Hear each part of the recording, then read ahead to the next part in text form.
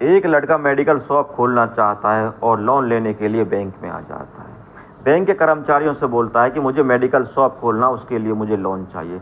इस बात को सुनकर वह कर्मचारी कहता है कि इसके लिए आपको हमारे मैनेजर से मिलना पड़ेगा, इस काम को वही देख रहे हैं। कर्मचारी की इस तरह की बात सुनकर वह लड़का बैंक मैनेजर से मिलने के लिए उस कैबिन में जाने लगता है। वह कैबिन में घुसता है, देखता है कि यहाँ एक महिला अधिकारी काम कर रही है। उसके सामने वह कुर्सी पर बैठ जाता है और उस मैडम को घूर घूर के देखने लगता है। जब महिला मैडम उसकी फाइल चेक करती है और कहती है कि तुम्हारी फाइल बिल्कुल कंप्लीट है और तुम्हें बस 2 कागज़ पूरे करने और तुम्हारा काम हो जाएगा। इसे सुनकर वह लड़का अपनी फाइल को वहाँ से लेकर चल देता है और थोड़ा चलने पर मुड़ता है और तो उस मैडम से कहता है कि क्या आप मुझसे शादी करोगी। इस बात को सुनकर वो मैडम हैरान हो जाती है और सोच में पड़ जाती है कि और उस लड़के को शादी करने के लिए मना कर देती कि मैं तुमसे शादी नहीं करूँ, तुम जाओ यहाँ से।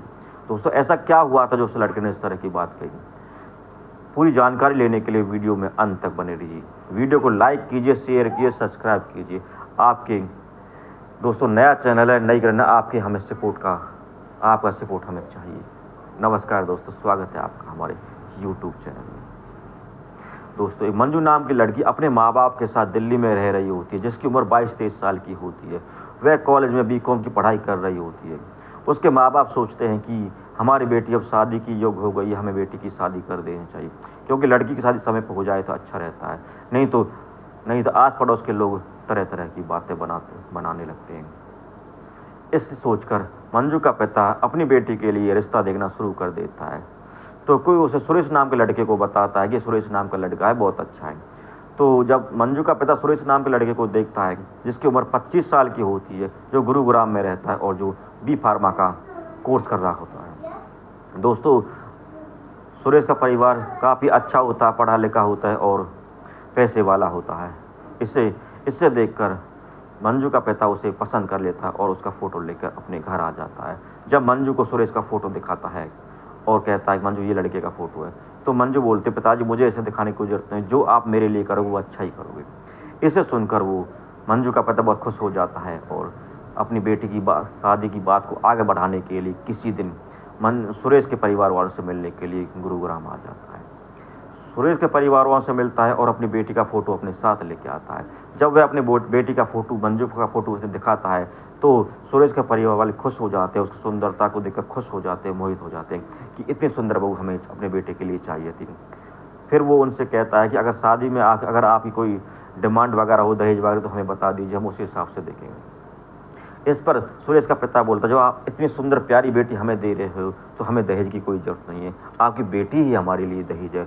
वो इस तरह की बात करता है। इस बात को सुनकर मंजू का पिता खुश हो जाता है और दोनों जने मिलकर शादी की तारीख पक्की कर लेते हैं। दोस्तों, मंजू और सुरेश की बड़ी धूमधाम से शादी हो जाती है।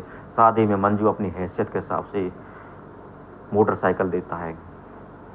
अब कुछ दिन तो मंजू का घर परिवार अच्छा चलता है, सभी उससे प्यार से अच्छा व्यवहार करते हैं। लेकिन कुछ दिन बाद मंजू की जो सास है वो उसे दहेज के नाम पर ताना मारने लगती है। वो कहती है, बहू तेरे बाप क्या भूखा नंगा है, उसने हमें शादी में मोटरसाइकिल पकड़ा के हमारी बेइज्जती कर दी, हमें एक गाड़ी भी नहीं दी और हमारा जो परिवार था गाड़ी लायक था, तुम्हारे पिता को हमें हमारे घर को देखते हुए शादी करनी चाहिए थी। इस बात को सुनकर मंजू परेशान हो जाती है, हैरान होती है। वो कहती है, माँ जी, शादी के वक्त तो आपने कहा था कि हमें कुछ नहीं चाहिए, अब आप दहेज इस तरह की बात क्यों कर रही? यह सुनकर मंजू की सास बोलती है, तो क्या अपने आगे मुंह से बोलते कि हमें ये चाहिए वो चाहिए? तुम्हारे बाप को भी अपने आप सोचना चाहिए। जिस तरह का घर है, हमारे घर को देखकर रिश्ता करना चाहिए।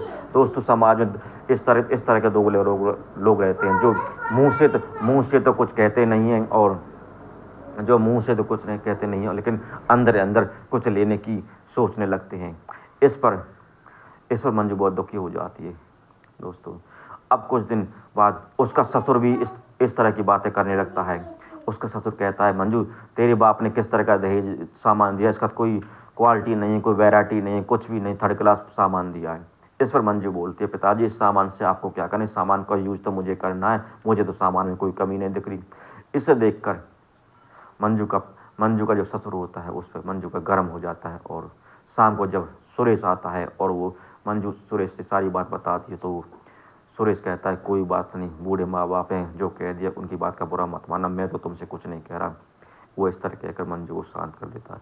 लेकिन मंजू के जो परिवार जो मंजू के जो सास ससुर होते हैं वो अपनी जली कटी बातों से बाज नहीं आते और उसे परेशान करते रहते हैं।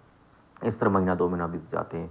एक दिन मंजू अपने ससुर को शाम के वक्त खाना देती है, तो खाना देती है जो खाने की थाली होती है वो अचानक उसके हाथ से छूटकर उसके ससुर के हाथ के अंगूठे पे गिर जाती है। थाली की जो धार बहुत नुकीली पैनी होती है, धारदार होती है, इससे उसका अंगूठा कट जाता है। इस पर सुरेश का पिता बहुत गुस्से में आ जाता है, नाराज, और मंजू को भला बुरा कहने लगता है। शाम को जब सुरेश आता है तो सुरेश अपने सुरेश का पिता सुरेश से कहता है कि देख तेरी पत्नी ने मेरा क्या कर दिया, मेरा हाथ काट दिया जानबूझ के। तो इस बात पे सुरेश बहुत गर्म हो जाता है और लाल ताता होकर अपनी पत्नी से लड़ाई झगड़ा कर लेता है। दोस्तों, लड़ाई झगड़ा इतनी बढ़ जाती है कि वह मंजू के साथ मार पिटाई भी कर देता है और मंजू से कहता है कि तुमने मेरी ज़िंदगी नरक कर दी है, तुम मेरे घर से चली जाओ, मैं तुम्हें रखना नहीं चाहता। मंजू अपने माँ बाप के यहाँ आ जाती है। कुछ दिन बाद सुरेश मंजू को तलाक दे देता था। दोस्तों, ऐसा ही तो सुरेश के माँ बाप चाह रहे थे, क्योंकि उन्होंने सुरेश के लिए दूसरा रिश्ता देख लिया था। वो तो मंजू से केवल छुटकारा चाह रहे थे। अब सुरेश की दूसरी शादी हो जाती है। उन्हें दोस्तों दहेज तो पूरा मिलता है, लेकिन उन्हें बहू अच्छी नहीं मिलती। वो सुरेश के माँ बाप के साथ बुरा व्यवहार करती है, मारपीट भी करती है और उनका खाना पीना नहीं देती। उधर मंजू अपने माँ बाप के साथ फिर से अपनी पढ़ाई को शुरू कर देती है और पढ़ाई करके मेहनत करके वो बैंक में मैनेजर लग जाती है। दोस्तों, जिस बैंक में वो मैनेजर की नौकरी काम करती है, वहीं पर वो कुछ लोन की फाइल अटकी पड़ी हुई होती है। वो सोचती है इन सभी लोगों को बुलाकर इनकी लोन की जो कमी है वो पूरा करके इनको लोन दे दिया जाएगा। तो इस तरह वो सारा काम कर देती है। अब तो उसकी चारों तरफ चर्चा होने लगती है कि फलां बैंक में फलां मैनेजर बहुत ईमानदार है, कोई रिश्वत नहीं लेती है और सीधे ही कागज़ पूर्ति करके और उनका लोन पास कर देती है। वो मंजू जो और मैनेजरों की तरह नहीं होती, जो रिश्वत के चक्कर में दूसरों के काम को अटका के रख देते हैं और उन पर फाइलों पर धूल जमी रहती है। जो रिश्वत दे देता है उनके काम कर देते हैं, जो रिश्वत नहीं देते उनके काम नहीं करते। वो इस तरह की औरत बिल्कुल नहीं होती है। यह सुनकर सुरेश भी अपने मेडिकल की फाइल को लेकर उसी बैंक में जाता है। जब वह वहाँ मंजू को देखता है तो उसे देखकर वो कहता है कि मंजू आप यहाँ कैसे? तब मंजू उससे बोलती है तुम्हारे तलाक देने के बाद मैंने अपनी पढ़ाई को फिर से शुरू कर दिया और मेहनत और काबिलियत की दम पर मैं यहाँ पर बैंक पे मैनेजर की पोस्ट पे काम कर रही हूँ। तो वह कहता मैं एक मेडिकल स्टोर खोलना चाहता हूँ, उसके लिए मुझे लोन चाहिए। मंजू उसकी फ़ाइल को देखती है, उसकी फ़ाइल में कुछ कागज़ की कमी होती है। तो मंजू कहती है कि तुम इन 2 कागज़ों को कंप्लीट कर लो, मैं तुम्हारा लोन पास कर दूँगी। इस पर सुरेश कहता है कि तुम मुझे जानते हो, मैं तुम्हें जानता हूँ, इन कागज़ों को तुम्हें बाद में कंप्लीट कर लूँगा, आप मेरा लोन कर दीजिए। तो इस पर मंजू कहती है अब तो हम दोनों का तलाक हुआ पड़ा, अगर हम दोनों का तलाक भी नहीं होता है और हम शादीशुदा ज़िंदगी में जी रहे होते तब भी मैं तुम्हारा ये काम नहीं करती, क्योंकि मैं अपना पूरा काम ईमानदारी से करती हूँ, मैं इस तरह कोई काम नहीं करती। तो इस बात को हंसी में उड़ा के सुरेश वहाँ से निकल आता है और अपने घर आके अपने माँ बाप से कहता है कि पिताजी, जो मेरी पहली पत्नी मंजू थी वो जिस बैंक में मैं लोन लेने के लिए गया तो वहाँ पर मैनेजर की पोस्ट पर काम करती है और वह अपने फाइल में कागज़ पूर्ति जो कागज़ कमी थे उनको पूरा करने लगता है। इस पर सुरेश के लालची माँ बाप के मन में शैतानी बात चलती। वो कहते हैं बेटा सुरेश, तू फिर से उस लड़की से मेल जोल बढ़ा ले और शादी करने की कोशिश कर, क्योंकि तू उससे शादी कर लेगा तुझे कमाने वाली नौकरी वाली पत्नी मिल जाएगी और तुझे पैसे की कोई कमी नहीं आएगी, तेरा जीवन खुशहाल रहेगा। इस पर सुरेश भी राजी हो जाता। सुरेश भी सोचने लगता है कि मुझे मंजू से शादी कर लेनी चाहिए।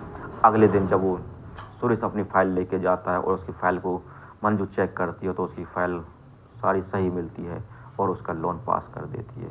लोन पास हो जाने के बाद सुरेश मंजू से कहता है कि मंजू अब हम दोनों क्या फिर से एक नहीं हो सकते, हम फिर से शादी नहीं कर सकते। इस पर मंजू गुस्से में लाल ताती हो जाती है और उसे अपने कैबिन से बाहर निकाल देती है।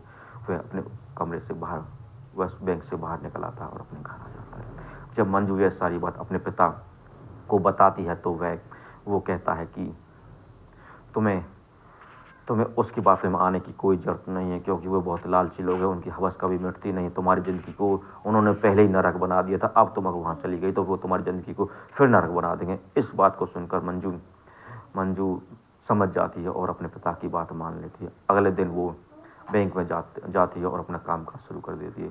अब तो सुरेश उससे मंजू से अपना मेल जोल आगे बढ़ाने लगता है। उसे किसी ओकेजन वगैरह पर उसे मिठाई का डब्बा देता, बधाई देता है।